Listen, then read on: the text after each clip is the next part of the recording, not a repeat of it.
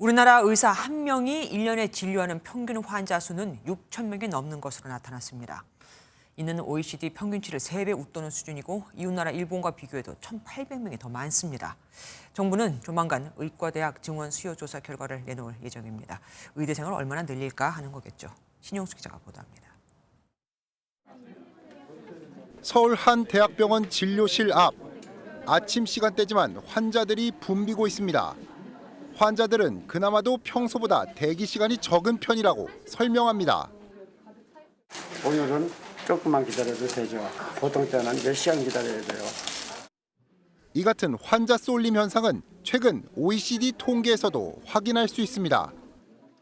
OECD가 발표한 2023년 한눈에 보는 보건의료 통계에 따르면 한국 의사는 연 6,113명의 환자를 만납니다.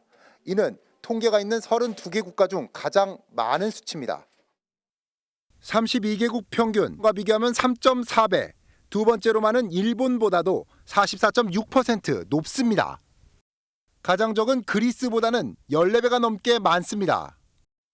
정부는 이 같은 통계 결과를 바탕으로 의대 정원 확대를 지속 추진하고 있습니다. 그러나 의료계는 해당 통계가 오히려 우수한 의료 접근성에 따른 결과라고 반박합니다.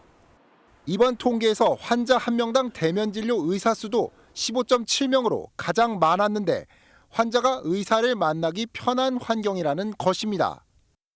또 비현실적인 저수가 문제 때문에 진료 시간을 줄이고 수를 늘리는 총알 진료를 할 수밖에 없다는 입장입니다.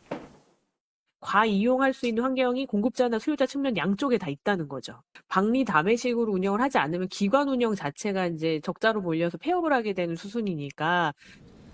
이처럼 진료 건수를 놓고도 시각차가 뚜렷한 만큼 의대 정원 확대를 위한 정부의 수요 조사 결과에 관심이 집중됩니다.